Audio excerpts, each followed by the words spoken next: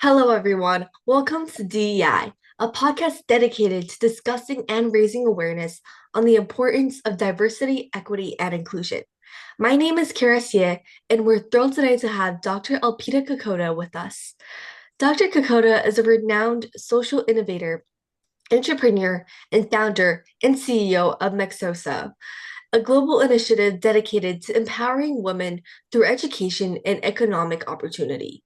With over 18 years of experience in social impact strategy and a PhD candidate in economics and gender equity, Dr. Kokkota has transformed the lives of more than 1,042 women, 142,000 women across 159 countries.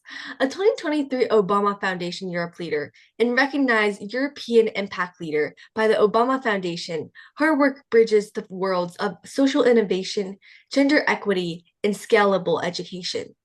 Her mission is not just about education, it's about equipping women with the tools to achieve financial independence and challenge systemic barriers.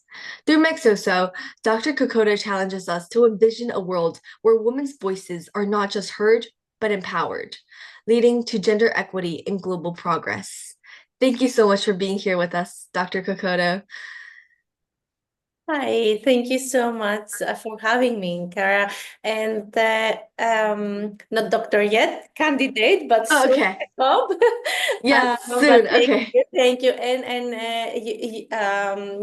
I'm very happy to be here with you today. I'm very inspired from what you're doing, and as I said earlier, but I will repeat on camera, I'm very inspired. When I feel there are young people like you and young women like you out there, the future feels less threatening and much more beautiful. So Thank you thank so much. And I know like you are also like the light of like what's shining right now to like help us like bridge all those gaps. And I've also like read a lot about what you wrote and a lot of like your projects and stuff.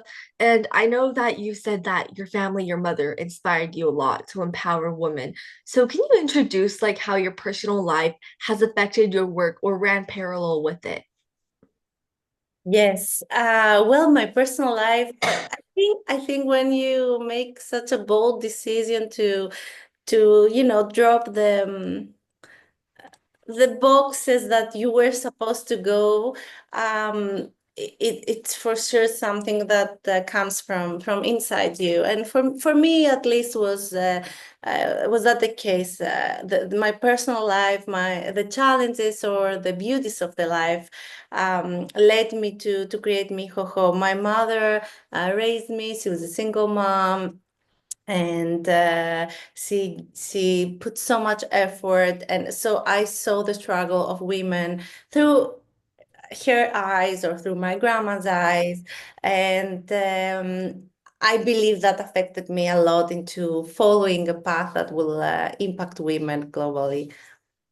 Mm, yeah, I know. I actually connect with that a lot. Like because I like my mom, I'm not in a single mother family, but my dad like is in China and then we moved here like last like a few like years ago, like 2 years ago. And then my mom had to like create like bring us like by herself and like face like all the difficulties and stuff like that.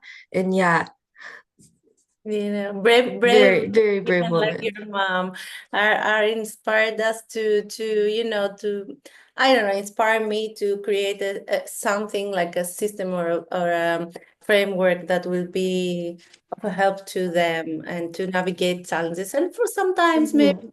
maybe just feel part of a community that is there to listen to them. Yeah, and I know She Is Digital program in Kenya has empowered a lot of women um, with like digital literacy skills. Can you share a story that illustrates the transformative impact of your initiative there? Yeah, absolutely. it's interesting because we were just in a meeting before I joined the call, and we were talking about Kenya and about that Mm. program. We were watching the videos and the documentary we filmed, and the stories were so many, numerous stories about how digital literacy supported women to make to go a step forward. The most incredible stories, like you can see it in the documentary as well. We will be sharing soon. It's Sally's story. So she wanted to create her own restaurant, her own small restaurant, Oh, and yes, and we through our network we supported her with the seed funding, and then she built the restaurant, and then she took the course, the digital literacy course. So she set up the social media and everything she could do to promote her business. So her business started having more and more customers trying her delicious food, and that led not only for her to be able to send her children at school, but also wow. mm, hiring two more women. So it was a Oh, ripple effect. wow. Yeah, that's so inspiring. I think it's when like the effects like spread more than one person and they help other people as well. And I know for your is Mehoho how you pronounce it? Yeah, yeah, Uh, it's perfect. okay. So for Mehoho's foundation, you reached like I said, like 142,000 women across 155 countries, which is a big like impact. What strategies have you found most effective in scaling like your programs globally, and how do you adapt them to diverse cultural contexts? Because sometimes like with scale, like scaling it up, sometimes it's harder in fact to create impact. You're right. You're right. And it was one of the challenges which I tried to solve for many years. From the 2013 I created Mihoho until 2021, which basically we it was our scaling years, the last 3 years, Mhm. 3 years. So what we tried to do was to create a course. First, the curriculum. The curriculum was a very important thing. So Mhm. the course is now created together with Cornell University, Cornell. Ah, Yes, and it's appealing, and also it's easy to navigate. So the faculty of Cornell helped us to draft something that will fit almost all situations. So it has entrepreneurship, it has leadership, it has time management. With it is the course that everyone loves, and everyone doesn't believe that they love this course. They said, "Oh my God, that this course was the best course of everything." We have the leadership and the entrepreneurial and the very sophisticated, and everyone loves time management. Um, and of course, digital skills, it's there as a separate course besides everything else that has digital literacy included. I think the course and the partnership with Cornell was really important into scaling. And the other part was the local partnerships we have around the world. And that they're helping us disseminate the course. This is the mm, one part. And the second part is that we tackle local challenges and cultural differences together. right. So a great example is in Malawi. We had a lot of women enrolling in the beginning in the course. So we saw, a very big growth in a very short time, and suddenly everything stopped. So we had nothing going on for weeks, and we said, so, what's going on? Why women do not start completing the course? And our partner there, founder of Hope, found out that they didn't have enough money to buy a bus ticket. Oh, Yes, to reach the educational center where the computers were located. oh, So we're like, oh wow, we funded bus tickets. So then we started having again completion rates, and oh, women completing, and it was really interesting because without our partner, I won't have been able to understand what happened. right. Yeah. Wait, that's a very good advice to everybody who wants to like scale up their projects. Because for my project, um, basically you know how Florida and like the whole US is tackling down on DEI. And so I have like I create like DEI conferences for my generation and like cross-generational talks, but it's definitely hard to like bridge that and make it like for larger populations because it's harder to like tailor it to different communities. But Exactly. yeah, You that's need so to find smart. someone from the community you want to affect, and Right. they become your ambassador and they become your consultant. It's a Hmm. two-way relationship because you learn from them. Right. Um, and I also actually listened to your TEDx talk, like the repeat talk, and you discussed a lot on the importance of resilience. I think that's really important for everybody who wants to just fight for change in their life or do anything in their life. What personal challenges have you faced in your journey, and how have they influenced your work as well? And how have you pulled through with the resilience? How have you developed that? Thank you for this question, and thank you for all the study you've done in my work and myself. It's really impressive of Thank you. you. Yes, sometimes some things fit and some things do not. And as you progress in life, you say, maybe resilience, back then in this podcast, I was like, the TEDx one, I was like, yes, that's a strategy. And then I'm rethinking sometimes, I go back and say, is resilience good to speak to women? I mean, do we have to be so resilient in life? Or sometimes, Right. we need a break, not Yes. so resilient. And I think it's both. It's times you need to, be resilient, and it's helping you and to balance your emotions. And sometimes you just need to let go. Yeah. I think it's both, and and that comes from the challenges. Also, yes, challenges in personal life affected my work, affected who I am. I chose my work to be part of who I am, of my daily life. I give a lot of personal things in what I Mm. do. It's not always the best thing, and it's not always that everyone has to do. Yeah. But me, the life pulled me that way, it showed me that path. So um, having coming from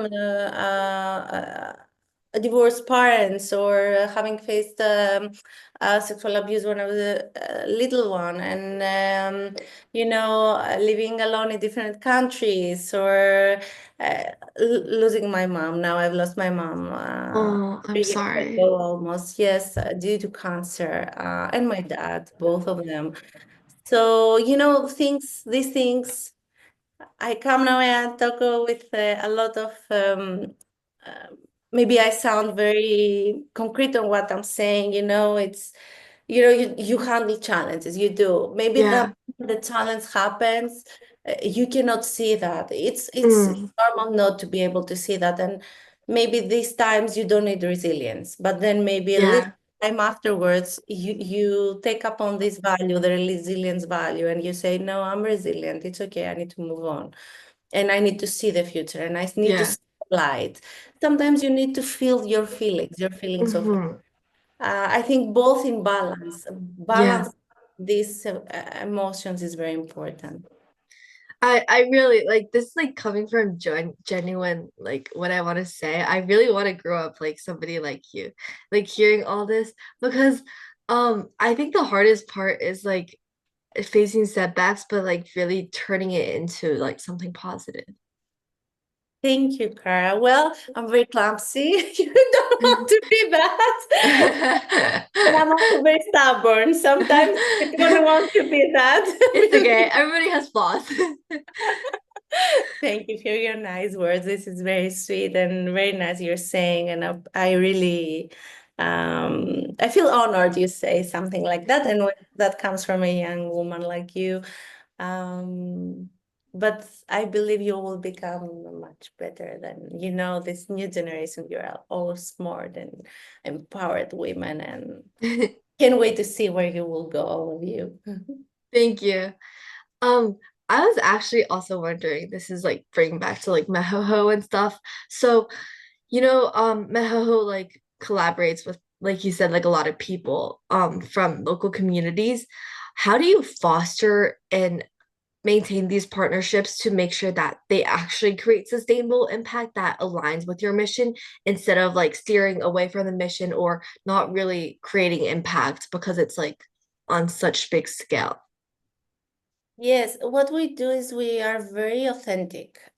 This is Mm, one strategy. So we're very honest. We Something I always try to do is that these partners who are the local partners are more important than we are because they are our teachers. So we learn yeah. from them. So giving them this value automatically, transcends also the responsibility. Because I always believe that the privilege comes together with a responsibility. Hmm. So this is one thing.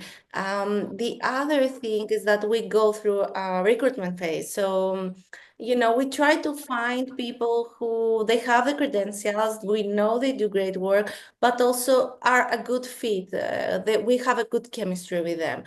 Because Hmm. sometimes, maybe everything is perfect, but sometimes chemistry is not working. And I think this is important. And the third thing is that we have them our partners send us reports, and we are in constant communication, and if they have something on the ground, then we are always available. We offer them also training opportunities and capacity building opportunities. Generally we see them as collaborators, yeah, as Got you. we are one team. Yeah. Yeah. And how do you, because I know like you also like pledged to empower women, 5 million women by 2030. So what metrics do you use to measure like the success that you built? Is it like the number of women you've empowered, or is there a qualitative measurement behind that? And how do you plan to like achieve such an ambitious goal? Think it's always an ambitious goal. Yes. The journey with Miho, when I first started Miho in 2013, and there were only two women, and uh, everyone was telling me, "What are you doing? You crazy?" And I said, "No, we will empower 5,000 women by 2025." It was the first. No, 2020. By 2020 was the first milestone. And back then, everyone said it's an ambitious goal. And I think it was an ambitious goal as it is now, the 5 million women. Um, I was very, very careful from the very beginning to keep proof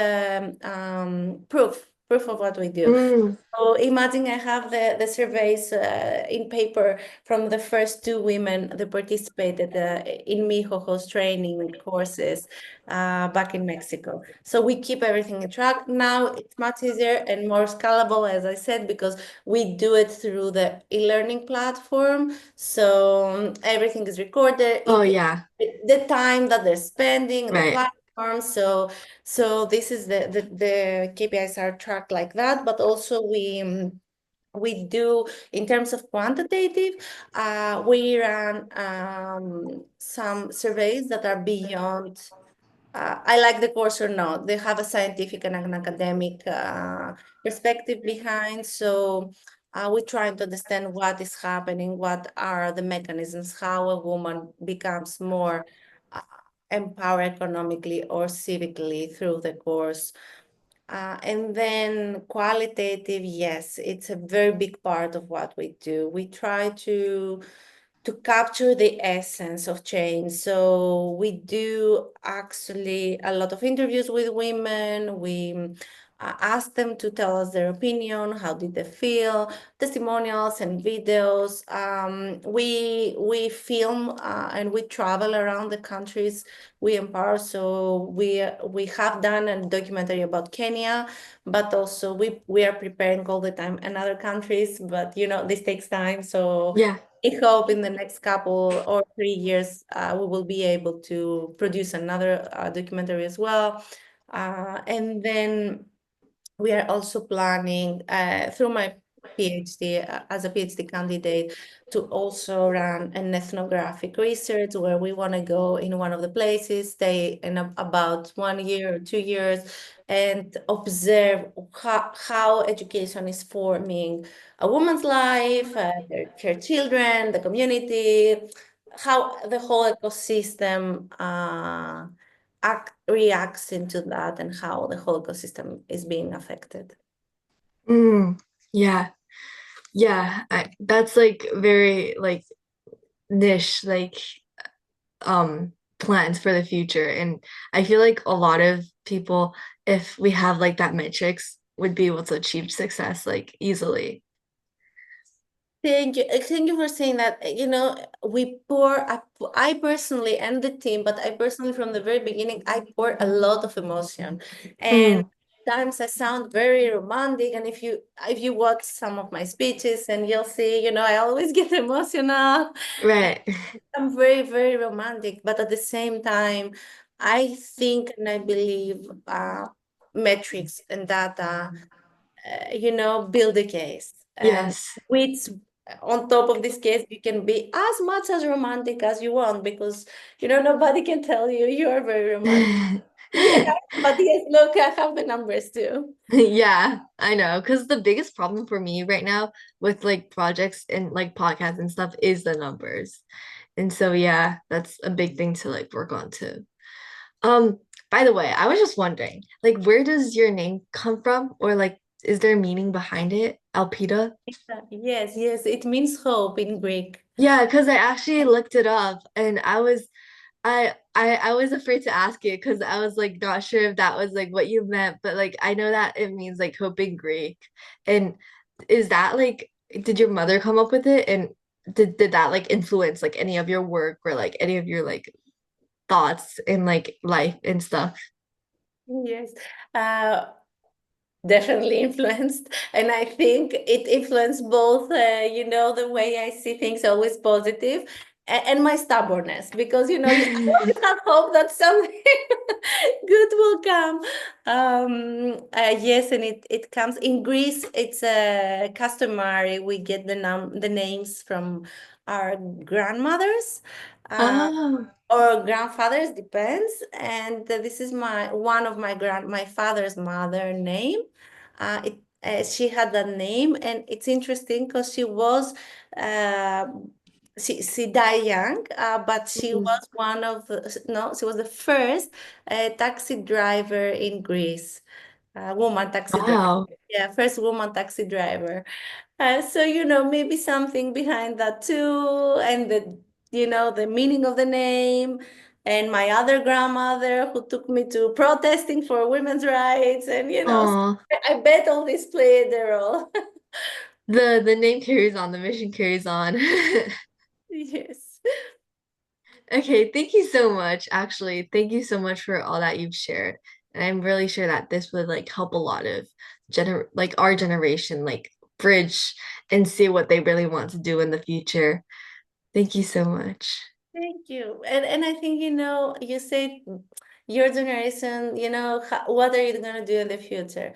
Just try a lot of things, be open, enjoy your life. I think, this it's very, very important. You are all bright, and every human being is amazing. And I think opportunities always come, but if I can say something, every day it's best special. Every time is unique. Every moment is unique. So enjoy that. Feel the feelings of the moment, because some Yeah, never come back. And this is really beautiful where you are in life. right. Thank you so much for the advice. Absolutely. And that concludes today's episode on diversity, equity, and inclusion. Before we sign off, thank you for listening to Don't Erase My Identity. Stay tuned for next week's episode.